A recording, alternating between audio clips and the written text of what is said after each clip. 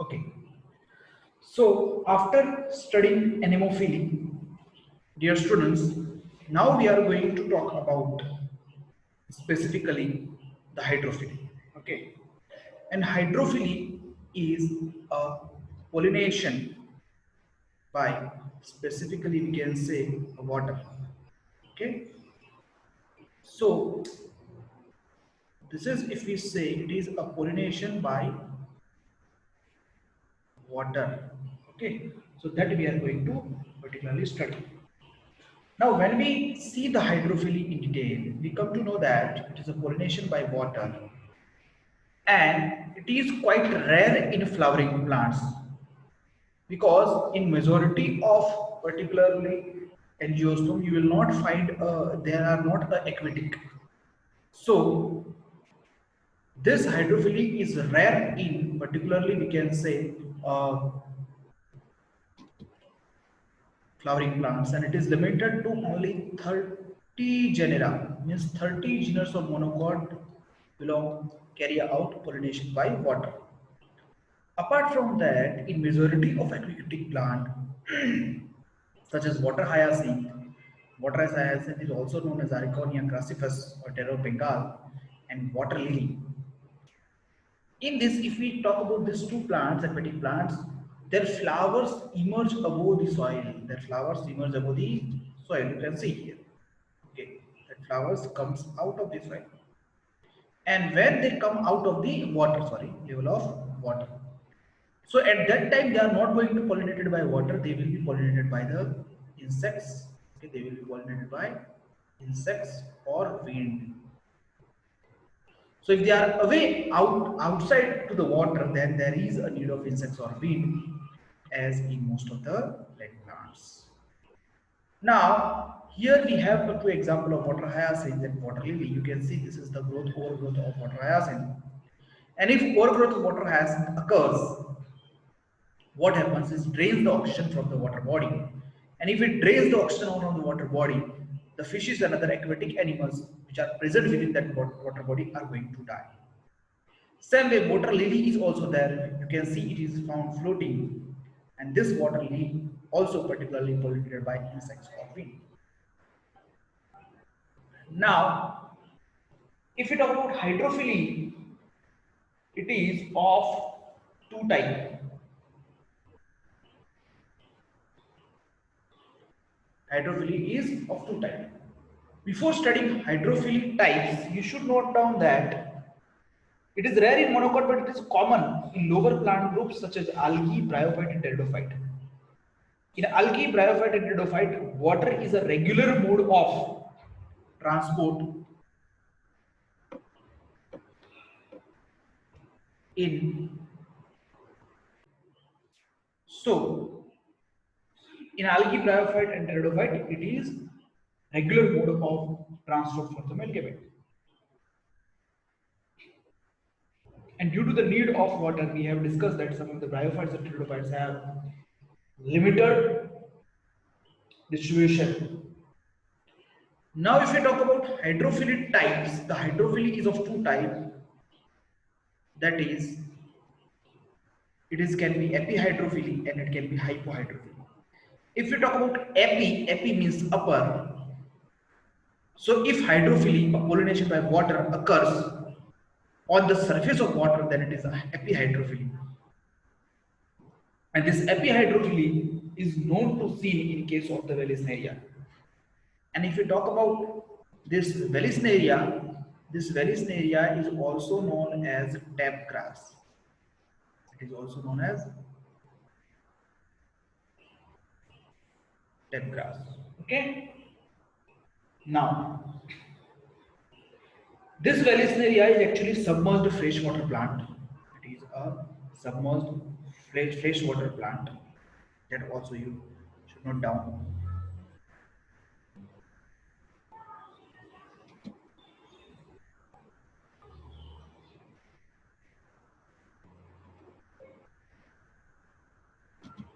So, if we talk about this, it is a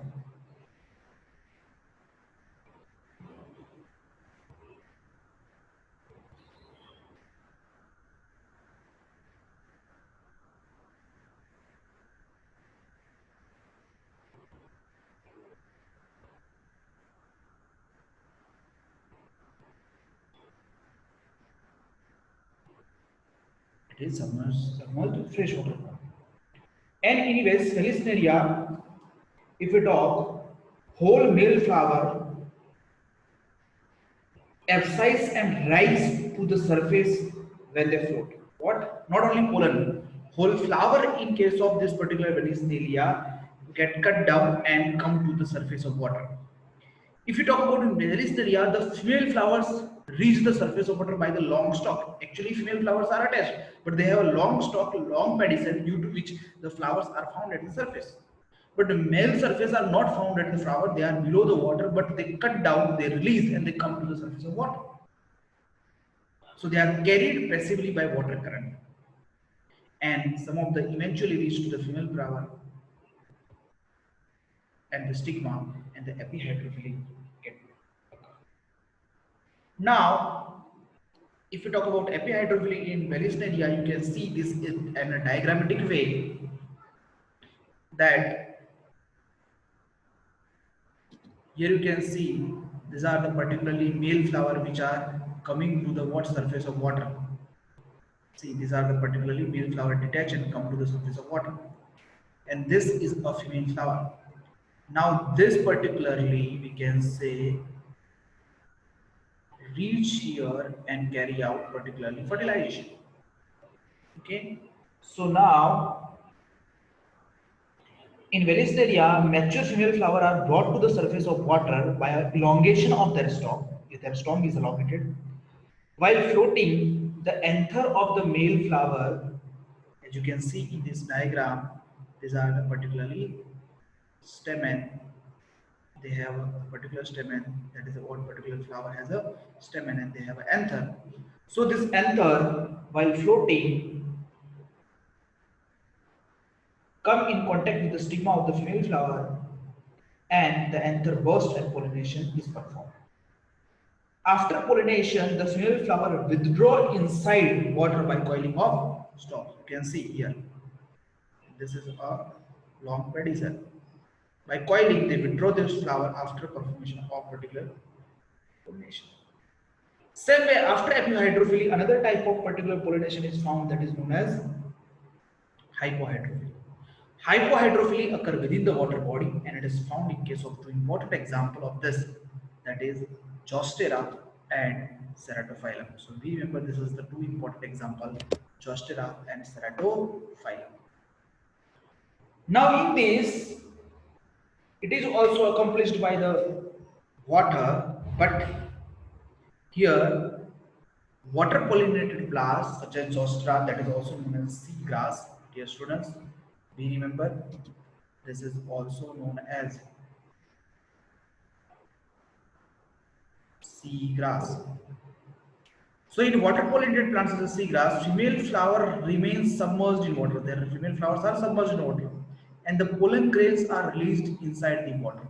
So pollination is achieved within the water body in case of this particular Zostera. So it is hypohydrophilic.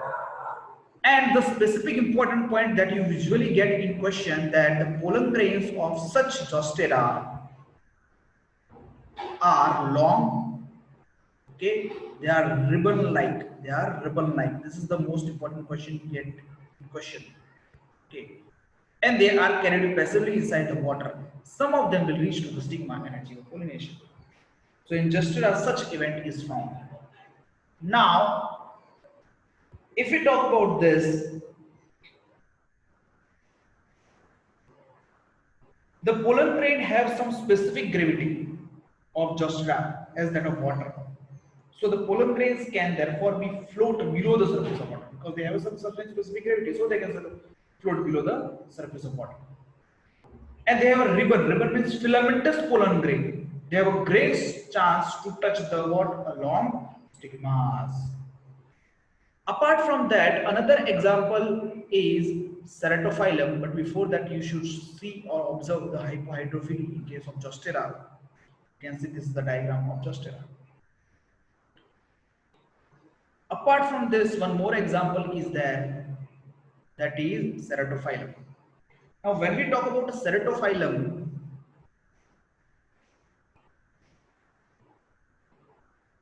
okay, let's talk about the Ceratophyllum.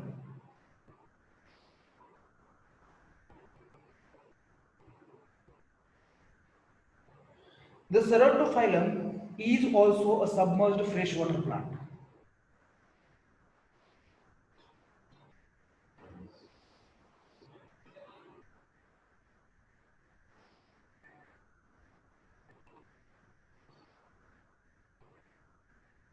It is also submerged freshwater plant. Now, in each anther there is a present parenchyma, in particularly Ceratophyllum. In the anthers of Ceratophyllum, you will find that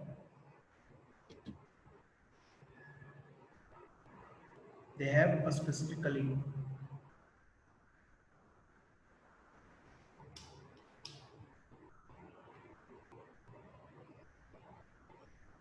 parenchyma in their anther. And if we talk about this Ceratophyllum, this parenchyma helps them to float. When mature anther break, the anther will rise upward and dehisce during their upward movement. And during the upward movement of this anther, the liberated pollen grain germinate and sink. While sinking, they come in contact with the long and sticky stigmas to effect the pollination, which is the characteristic feature is found in case of the Streptophyllum. Okay, so these are the two important examples in Josteria ribbon-shaped pollen grain that you should remember importantly, because you will find the question from that part usually. So after this Ceratophyllum, in most of the water pollinated species, we have seen that pollen grain are protected from fatting because this particular pollen grains are covered by a mucilaginous covering. So due to the covering of mucilaginous sheet or due to mucilaginous coverage, pollen grains are not getting wet or they remain unwettable. In both wind and water pollinated flowers are not very colorful. They are not very colorful. They do not produce nectar. They do not have an odor. They are odorless, nectarless, and colorless because this can be recognized by animals or insects, not by the non-living or abiotic component. So, before reading the particular characteristic of metamorphy, we have to note down some of the characteristic of this one. So, in this particular hydrophilus plant, we note down some of the more important points like flower are small and inconspicuous.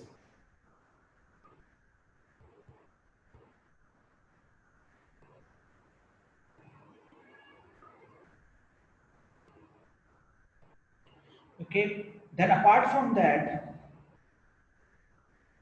perianth and other floral parts are unwettable, nectar and odor is absent. We have discussed this. Pollen grain are light.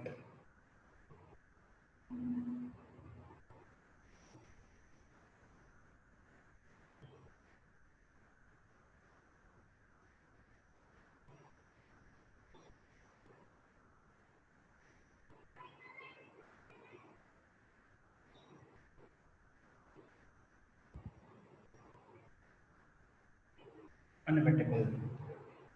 Apart to that, stigma is long and sticky.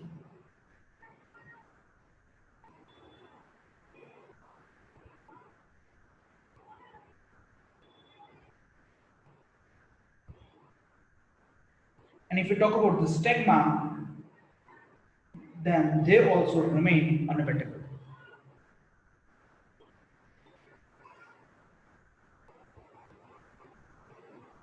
Okay. So these are some of the characteristics which are found in case of the particularly water pollinated plants. Now apart from this, after the abiotic component, we will be discussing about some of the biotic component, and in biotic component, the pollination which is done by animals, it is known as zoophily. But in zoophily, we will see that most of the common type of zoophily is by the insects. So because of this, entomophily is the pollination by insect. Actually, zoophily is a pollination by animals, but entomophily is pollination by insects. So we will be going to understand the characters of entomophilous flowers. So they are pollinated by animals, zoology, and specifically zoophily, and specifically by the insects. As you can see this in this diagram, the pollination is achieved by the several animals. Okay. Now, in this, the particular insect or animal to interact or receive this particular pollen grain, they have to be large. So the flowers in insect pollinated flowers are large, they are colorful, so insects can get attracted, they have fragment, they are rich in nectar, so because of this, the insect get continuously come in contact with this. But if flowers are small, the number of flowers come together and form inflorescence. Then zoophily is of following type based on the type of animal involved in pollination. So we will be discussing the characteristic of entomophilous or zoophilous flower. But here we will be first talking about zoophily. In zoophily, insects are dominating, and in insects also bees are dominating. Okay, why? Because insects are most common type of animal pollinators, and in that also the insects which are involved are like moth, butterfly, wasp, beetle, bees, all these are involved, but in that also bees is a dominating pollinating agent, so that you should remember, bees are the important one. Then apart to that, you will see that how we can understand entomophily, and before entomophily we have to understand something with respect to zoophily as well. So it is through the animals, common is particular insect, others can be birds, bats, snail, human being, all can be involved in zoophily. Okay, and there is some specificity because zoological flowers are often adapted to be pollinated by a particular type of animal. And in this, bees and butterflies produce the maximum number of flower and flowering plants, and in that also bees is the dominant one. Then entomophily comes, and entomophily is the most common type of pollination or most common type of zoophily, and it is pollinated by the insects. You can see this is the flower and it is getting pollinated by the insects. So when insects visit, insects will receive the particularly pollen grain in their tentacles or in their particularly we can say legs, and they will go and provide to the stigma of another flower. So we have to deal with some of the characteristic of this particularly entomophily. So we have discussed it that they have a nectar, shelter, okay, and that particularly welcome them. So they have a nectar, they have water, they have a particularly we can say a food source. Now, one more important statement you have to remember here that, and I'm going to write that. Sometimes you will find it in the question. Importantly, you should write that the flowers of Asteraceae and Labiatia families. Flowers of Asteraceae and Labiatia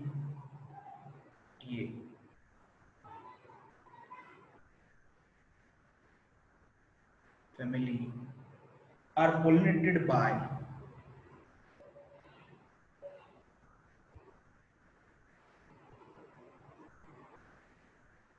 bees and butterflies.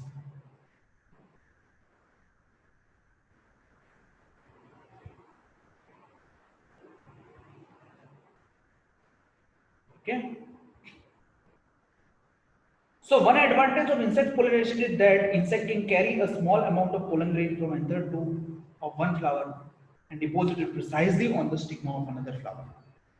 Insect can see ultraviolet wavelength as well, and as such, the flowers which appear white to men may in fact appear colored to insects.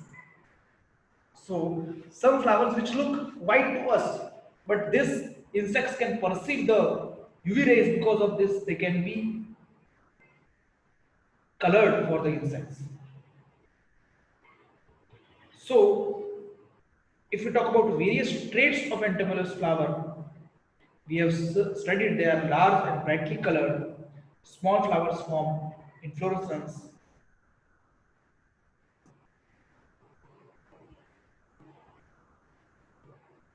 Sometimes you will find a special markings occur on the petals for guiding the insect to nectar glands.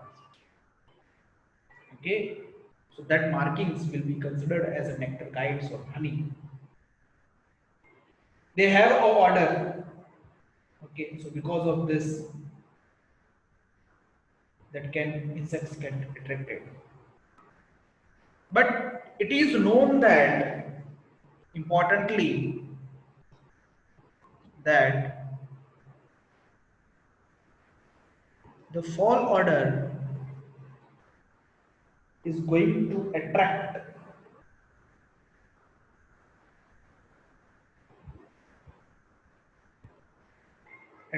flies and beetles.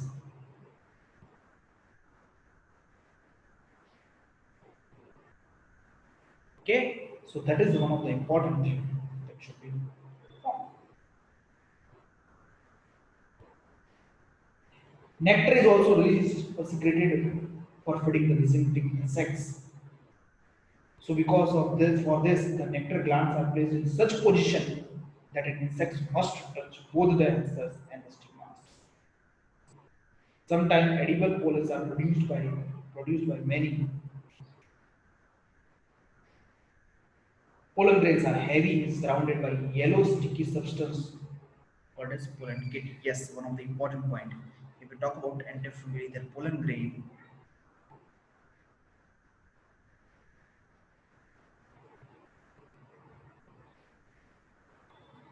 in their pollen grain, you will find that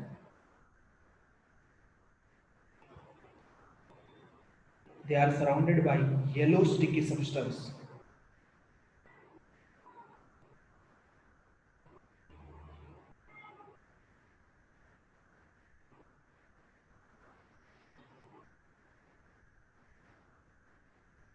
You will find some yellow colored sticky substance known as pollen kit. Okay, so pollen kit is found in case of the particularly insect pollinated plants. Okay, so this is the entomophily, or this is a particularly pollination by the insects.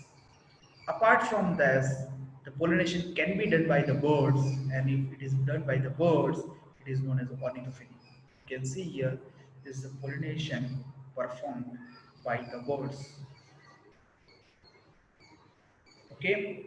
Now, when pollination is done by birds, ornithophy, these birds are specialized for it, and usually these birds have a small size but long beaks. You can see long beak is present. And the two common type of pollinating birds, if you see, they are sunbird and hummingbird. Okay, so we can write here common birds which are involved in this one are particularly sunbirds and hummingbirds.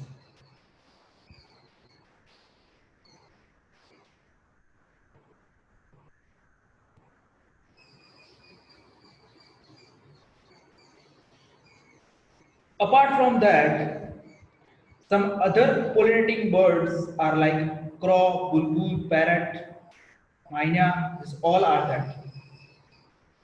But ornithophilous plants, which are pollinated by birds, are very few as compared to the insect pollinated plants. The common bird pollinated plants, example of plants which are pollinated by the birds include bombex. When we talk about this bombex, it is known as the red silk cotton. It's also known as what? Red silk cotton. Apart from this, some others which are particularly pollinated by birds are callistemon.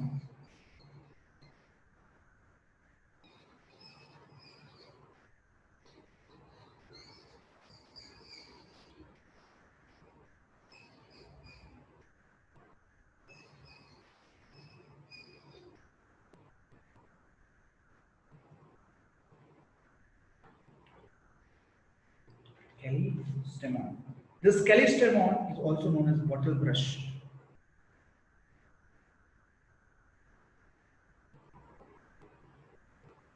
Apart from this, some more example if we take of the plants which are pollinated by ornithophilia, they are bignonia.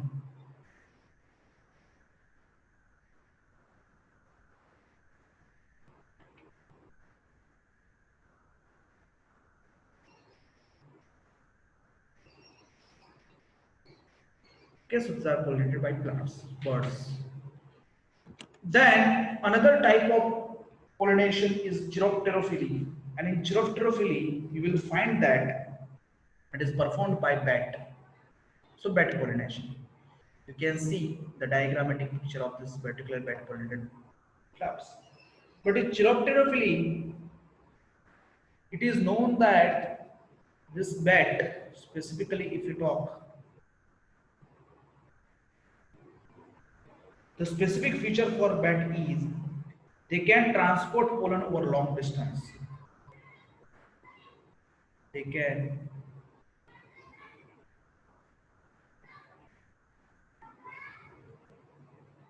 transport pollen over long distance. Okay. Usually, Chiroptera flowers are dull colored. They have a strong fermenting or fruity odor. They have abundant nectar and pollen grain. The pollen grain in this particularly the Chiroptera, the bug, bat pollinated flowers are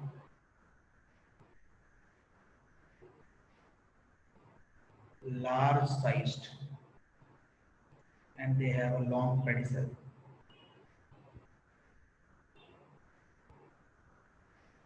And apart from that, the common example of plants which are pollinated by this bat are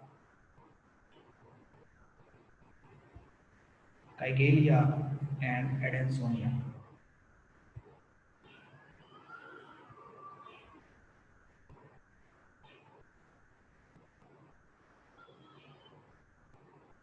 Okay, so this is Chiropterophyll. I hope you understood. Next is Melecophily.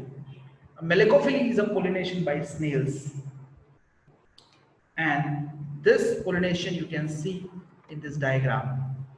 But this Melecophily, that is pollination by snails, is achieved by some of the plant, and the example of that particular plant is Erythema,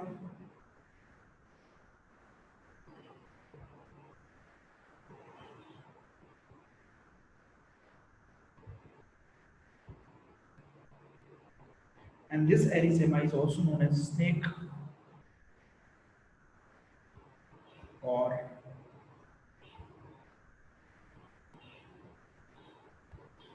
cobra plant. And apart from that, some arum lilies are also pollinated by this snails. Then the another type of pollination which is known as therophily, that is done by squirrel. Okay, so squirrels are also play a role in this particular pollination. Then after therophily, we can see the another one, that is ophiophy. If you talk about ophiophy, it is a pollination by a snake. Snake pollinated plants are known as particularly what? Ophiophy. So you can see here, like this they pollinate. So this is the thing. Now before discussing some of the questions, I want to make you understand some more thing. There are some pollinating mechanisms which are carried out by some particular plants, and that particular one we have to discuss here.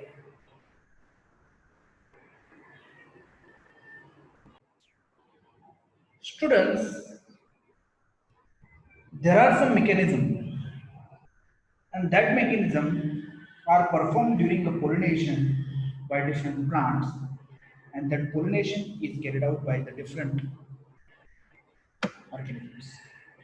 So such particular mechanism, if we see, one mechanism known to for some an important for the example, that is known as turnpike. It is known as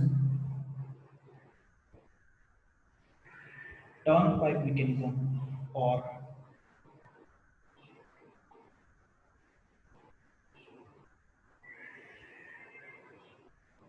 lever mechanism.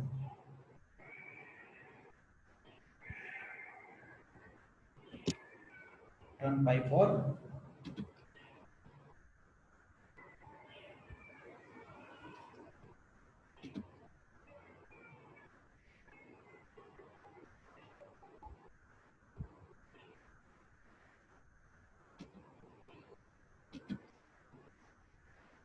just a minute.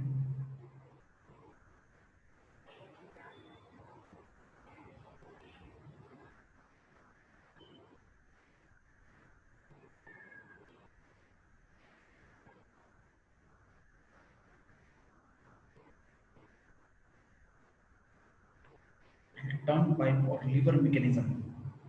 Now, if we talk about this turnpike or lever mechanism, it operates in case of specifically salvia to promote cross pollination. And in salvia, this mechanism occurs, and this salvia is pollinated by bees.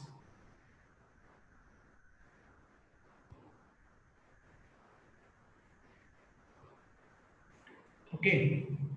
Then, if we talk about this mechanism,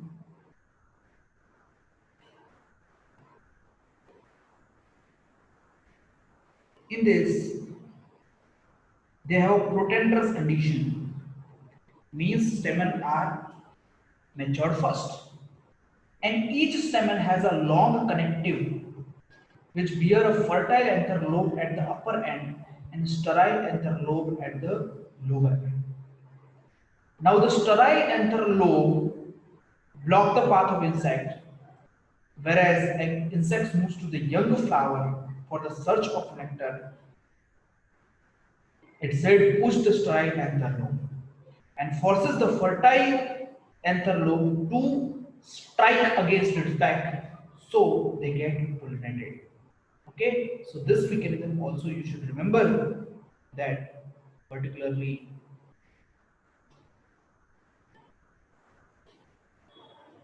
that particular pollination can be achieved. So this mechanism you should remember.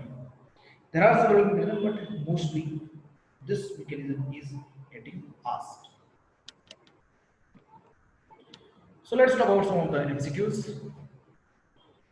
Now, when we talk about some MCQs, we come to know that the pollination in between two flowers present on same plant. So if it is the same plant and two different flowers, then dear students, we have studied it is obviously xenogamy. So the answer becomes xenogamy. But what is xenogamy? The second option, xenogamy, is a particular cross pollination between the same species. Autogamy is particularly a pollination within a flower. And dichogamy is the maturation of stigma and anther at the different time. Next question. In water hyacinth, pollination takes place by, just we have discussed, water hyacinth, the particular flowers are exposed above the water level. So they are not pollinated by water, but they are pollinated by insects. Then, the type of inflorescence most commonly found in anemophilous plant is, it is known that the particular compound spike is the inflorescence which is found. So you have to remember this, not important question, but you have to remember with respect to anemophilous plant. Then pollination by squirrel. Just we have discussed, pollination by squirrel is also known as therophily. So answer become therophily. And what are the others? Ophiophily. Particularly we can say ophiophily is a pollination by the snake, you can say. Melecophily, that is by the snails, okay, and demophily by the insects. So till now we have discussed this part, how the pollination, how the different ways of pollination occur, agents of pollination, we have discussed all that part.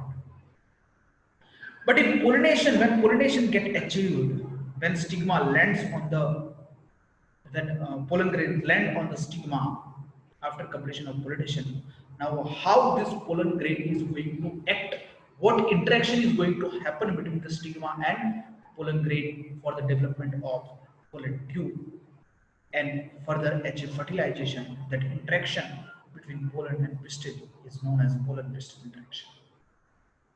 So students, if we talk about pollen pistil interaction, you know that the filiform apparatus is present at a micropylar part of the synergy, and that guide the entry of pollen tube. And this, in pollen pistil interaction, all the events from pollen deposition on the stigma until pollen tube enter the ovule are referred as pollen pistil interaction. So till deposition to the entry within ovule will be described in this pollen pistil interaction. And this interaction is a dynamic process. It will be on pollen recognition, then followed by promotion or inhibition of the pollen. And we have discussed that self-incompatibility occurs. It rejects the self-pollen. Yes or no? So it will work like this. So we have to discuss here how pollen tube develops and how pollen tube grows. And in that you can see this is the one of the important pictorial diagram. You can see. Here, if we talk about in pollen pistil interaction, pollen grains of number of plant may settle over a stigma. Only a right pollen belonging to the same species would germinate. Which pollen grain will germinate? Which is belonging to the same species. While others fail to do so. So there comes a compatibility and incompatibility. If there is a pollen compatible, then it is going to germinate. Now what will happen in case of this, the compatible pollen able to absorb water and nutrients from the surface of stigma. Suppose if you see here,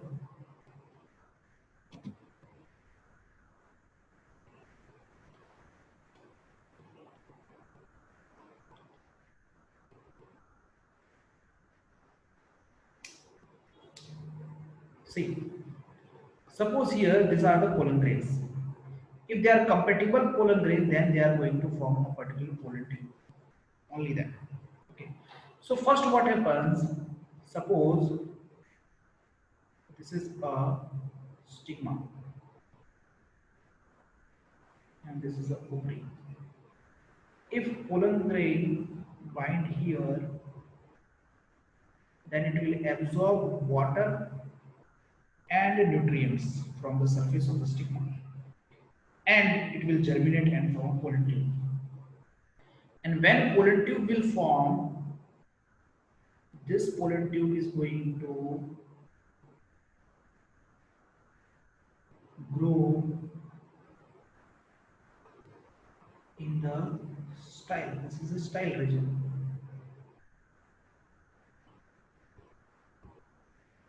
But it will grow due to the special chemicals.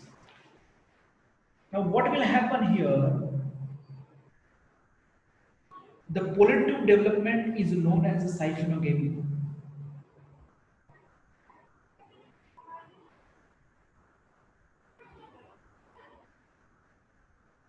So when pollen tube does so and pollen tube grows, pollen tube passes through the solid part of the stigma and style and secretes certain hydrolytic enzymes. So suppose I am drawing here. This is the pollen tube. When this pollen tube passes through this style, it secretes some of the enzymes. Pectin is the hydrolytic enzyme. This will clear the further path and the pollen tube will grow. So we will define a grow, but first we should define how the particularly pollen tube grows.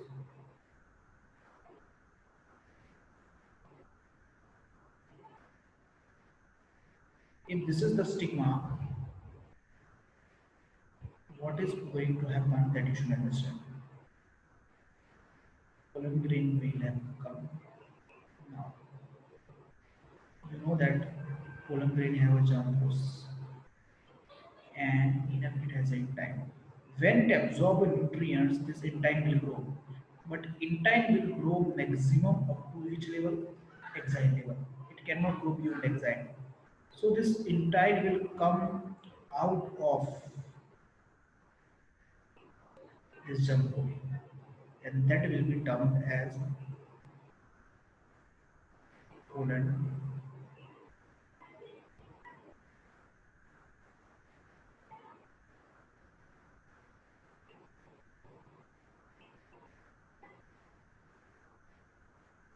pollen tube. In pollen tube here, you will find a presence of tube nucleus or vegetative nucleus. But below that you will find the presence of two male gamete. So male gamete follows the vegetative nucleus. Now here this pollen tube grows, and the growth of pollen tube is described as chemotropic.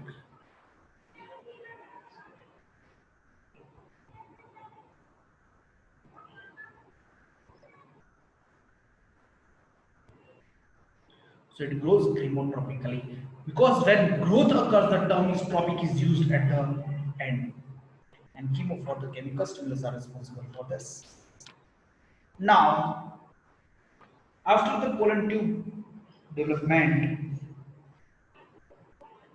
what will happen?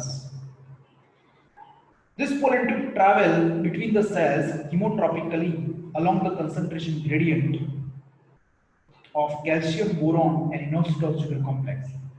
Initial growth of pollen tube takes place on expenditure of food present in the pollen grain.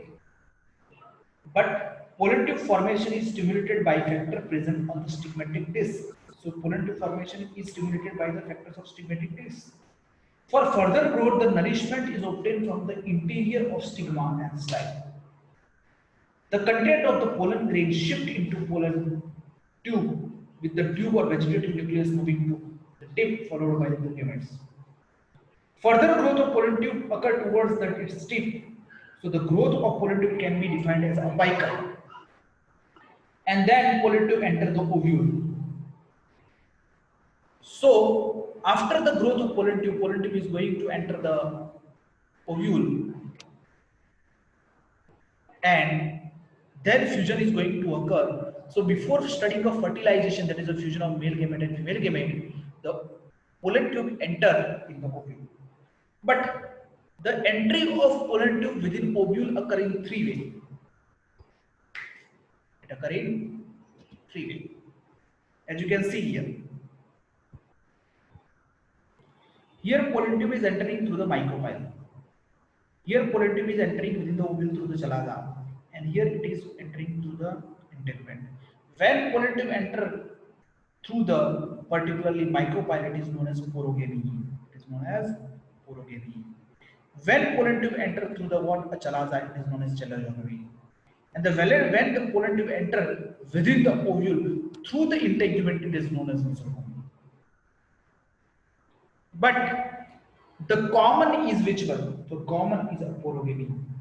Which one is a common? Common is a porogamy, that is particularly entering through the micropyle. The examples in which this is found, that is, examples are somewhat given as Patelia, Casuarina, Cucurbita. Now then, after entering the ovule, the pollen tube is going to enter the embryo sac, and we know that embryo sac is 7 nuclear cells. And here it is known that within an ovule it can enter through either integument, either microbial, either, or we can say from the chalala. But within the embryo sac, it enter from micropyle and only. So irrespective of the place of entry of pollen tube into the ovule, the tube invariably enters the embryo sac at micropyle end. That is through the degenerative synergy. So this entry of pollen tube in the embryo sac is known as chemotropic guidance because synergids have a filiform apparatus and that releases some of the chemicals. Then you can see this is the how it will look when the pollen tube will grow. Okay. So entry within a ovule through 3 regions. Entry within embryo sac only one, that is micropyle. Now this is showing the entry of pollen tube into the embryo sac. Now what happens after entering the ovule? The pollen tube is attracted towards the micropyle end of the embryo sac. The attractants, are released by the synergy apparatus. Pollen tube pierces one of the two synergids and bursts into it. Some studies shown that filiform apparatus present in the micropyle part of synergid guide the entry of pollen tube, and the pollen tube enters the synergid through the cell. So out of the two, one synergid gets destroyed. You can see here. This is the particular two synergid, but this is a degenerating synergid, and from degenerating synergid this is going to enter.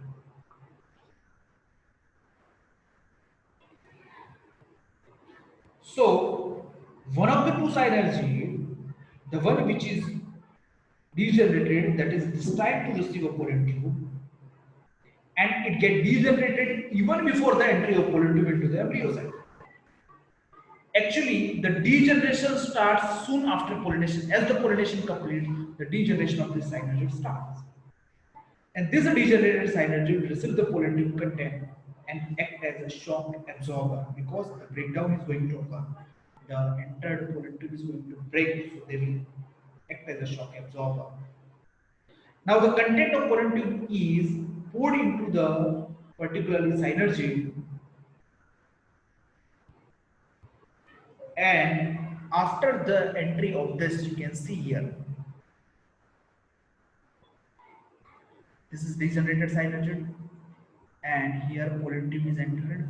Here these are going to be released. When they are going to be released, you can see these are the two male gametes. This is degenerated vegetative. Immediately after the entry of pollen tube, the vegetative nucleus gets start degenerating. Okay, this is a synergid nucleus which is degenerated.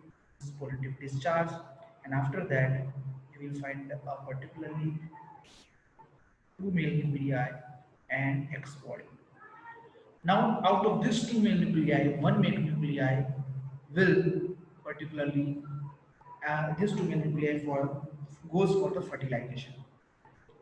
But before that, we should understand what are these X bodies. These X bodies represent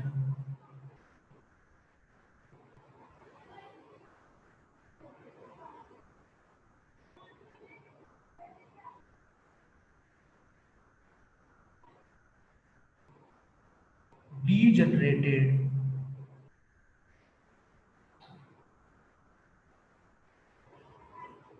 nucleus of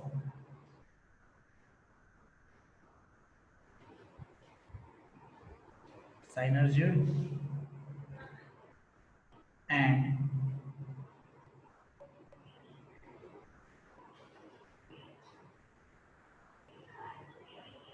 vegetative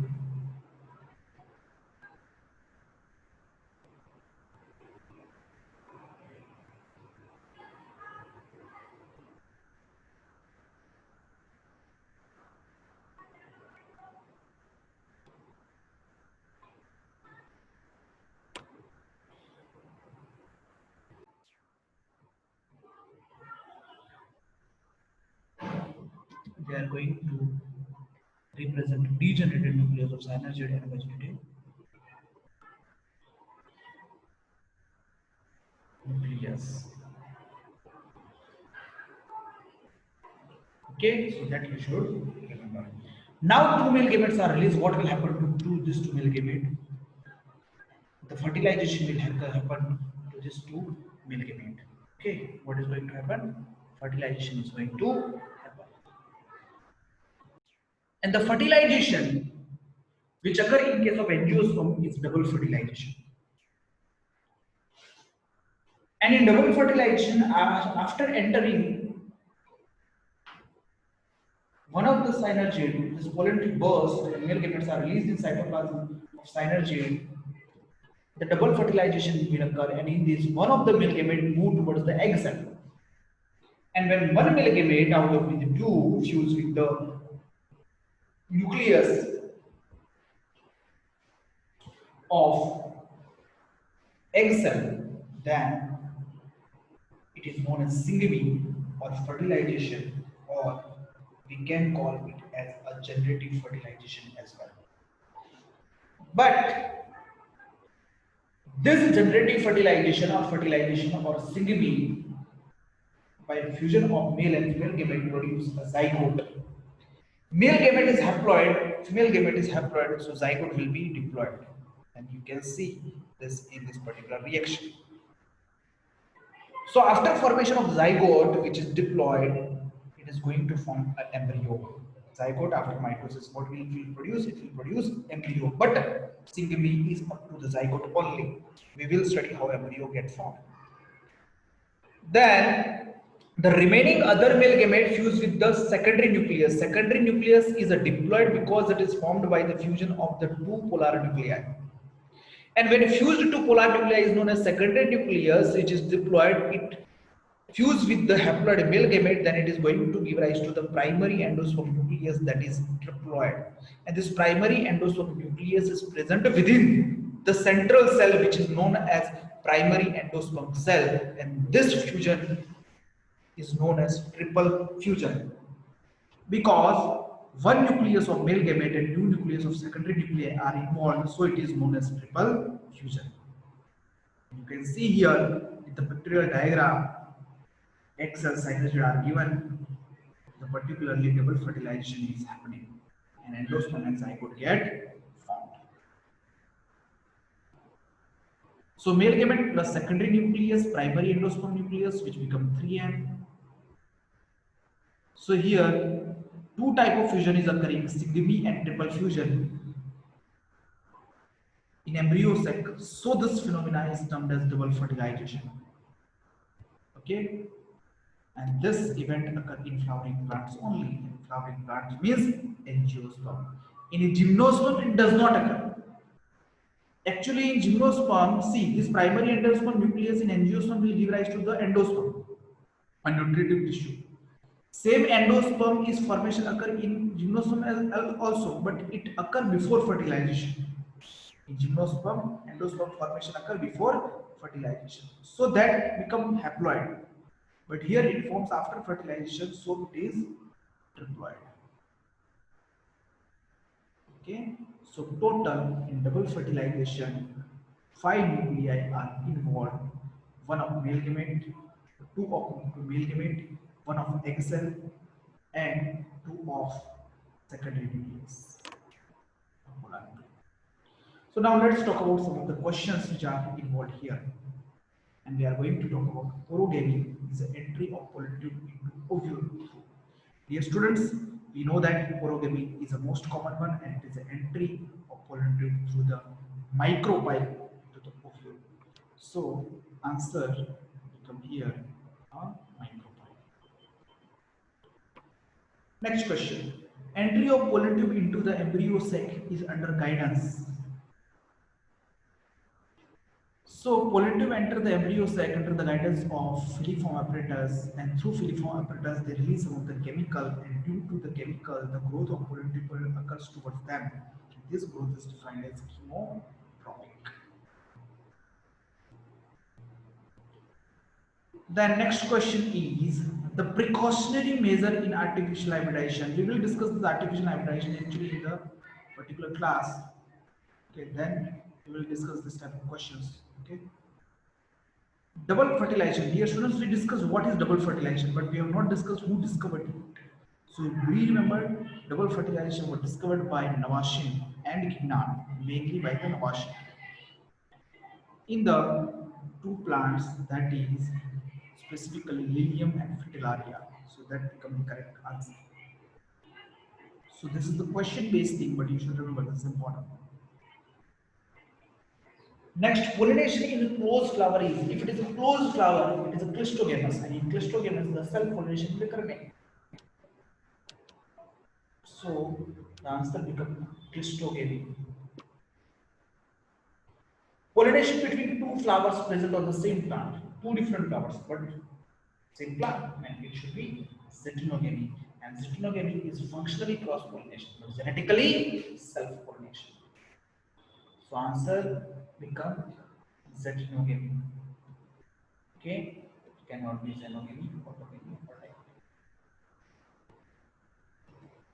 Then,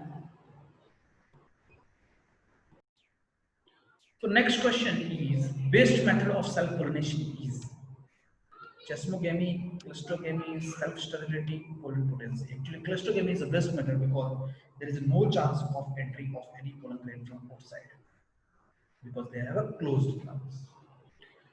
Next to that, Carica and Melisneria are. They are monoecious, they are dioecious, that is polygamous, that is gynoid. Actually, we have studied it as a hydrophily. They are dioecious. Male flower and female flower are different. And they are present on different plants. The genetically self-pollination is Gitnogamy is genetically self-pollination but functionally cross-pollination. So answer becomes gitnogamy. Next question, the type of pollination in dithecous plant is, if it is a dithecous plant, then pollination which is achieved, that is genogamy. Okay, actually dioecious plant, then it is genogamy. Why dioecious? Because they are two different plants, male and female sex organ are present on different plants. Unisexual male flower are present on different plants. Then pollination in monoecious plant. If monoecious plant is there, it is actually unisexual. But both unisexual flowers are present on the same plant. Then it's a pollination between two different plants. So answer should be zetynogamy. Then in yucca flowers are pollinated by, it is a direct fact-based question you have to remember. Yucca flowers are pollinated by Tegeticula.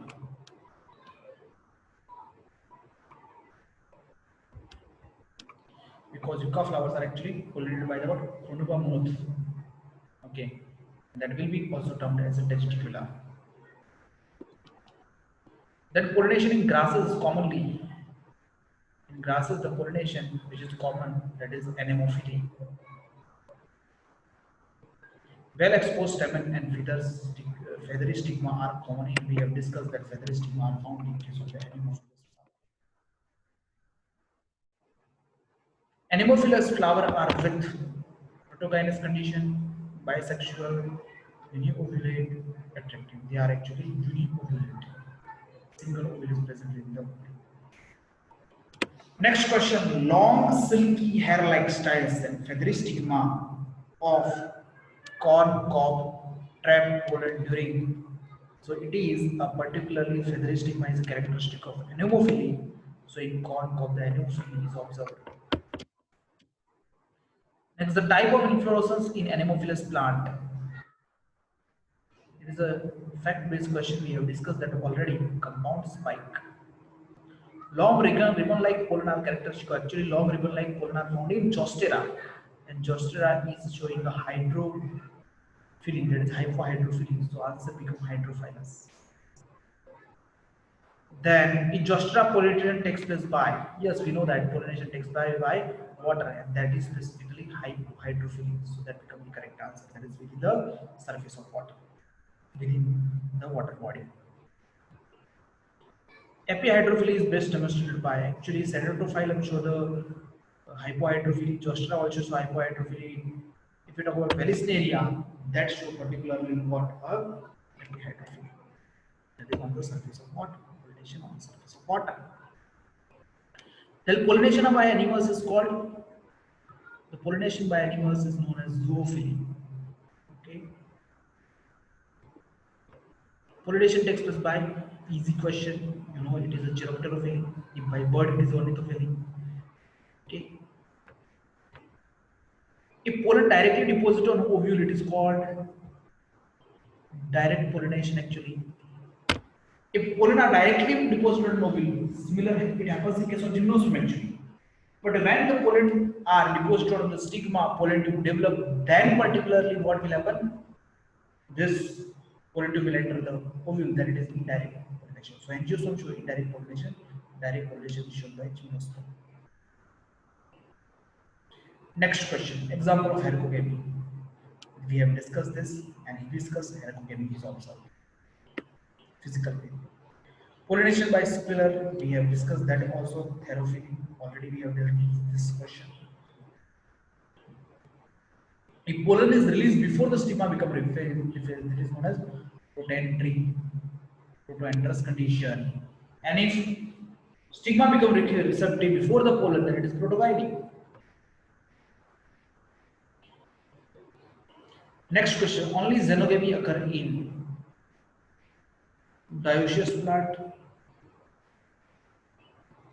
Okay, because they are present on the different plants. In water hyacinth, pollination takes place by water hyacinth exposed above the water, so it is carried out by the wind or insect. Same happens in case of leaf. Triple fission represents the fusion between. It is a fusion between the remaining male gamete and the two nucleus fused in the secondary nucleus. Second male gamete and secondary nucleus or two polar nuclei is the correct answer. Next question, the ploidy of endosperm in the plant showing a direct pollination is, if it is a direct pollination, it is a gymnosperm. And in gymnosperm, I have told you that endosperm formed from megaspore before fertilization, so it is haploid.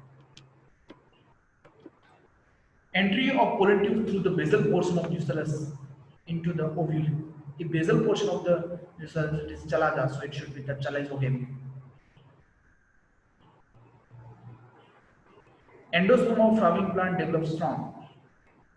Endosperm develops from the diploid nucleus, that is the primary endosperm nucleus. So answer is diploid. Next, the mother cell of endosperm is, the endosperm is derived from the primary endosperm cell.